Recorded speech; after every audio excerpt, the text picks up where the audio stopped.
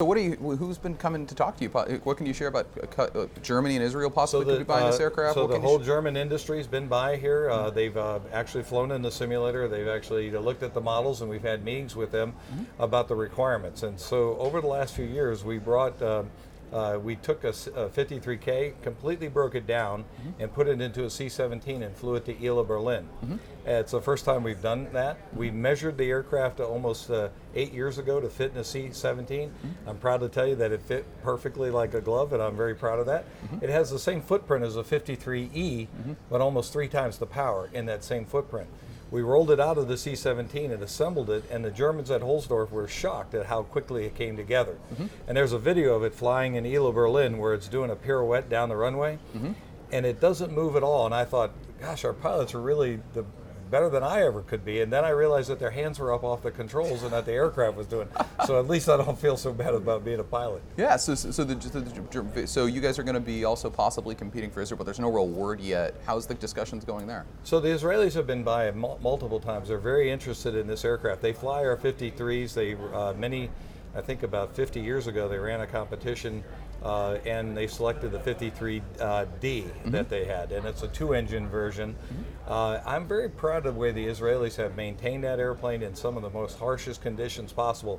If you imagine out on their runway, I was standing there with my sunglasses on talking to some of the Israeli pilots flying the D, and I realized my glasses were getting fogged up from the salt spray. So they're like at sea all the time in Israel, and so here, this is a 21st century marinized helicopter that the Marines have designed to go aboard ship, and it fits really well in the Israeli mission. So they're very interested in what this helicopter can do. And so moving on a little bit to the United States side with the U.S. Marine Corps, getting it out, it's been difficult as the testing and getting production ramped up and everything like that. What can you share? Where are things at right now? What are the issues you guys have, and how are you working through them?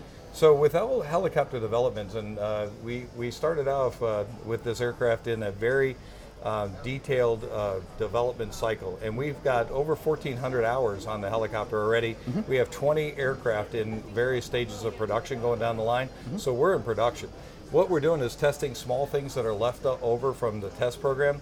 We have put all the corners of the envelope. This thing's lifted almost 91,000 pounds off the ground. Just to put it in perspective for you, a Black Hawk has about 2,000 shaft horsepower engines too. This has 3 7,500 shaft horsepower engines. So the power going through this helicopter is like nobody's ever seen before, and it's harnessed through an electronic system that keeps everything working together. So from our point of view in testing, it's done everything we've asked it to do so far, and then some.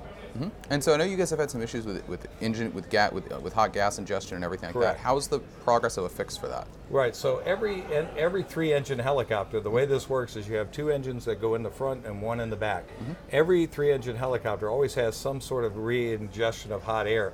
In this particular aircraft, when there was a quartering tailwind, when the helicopter is going backwards in this one area, some hot air was coming back inside. So we have a solution with the government.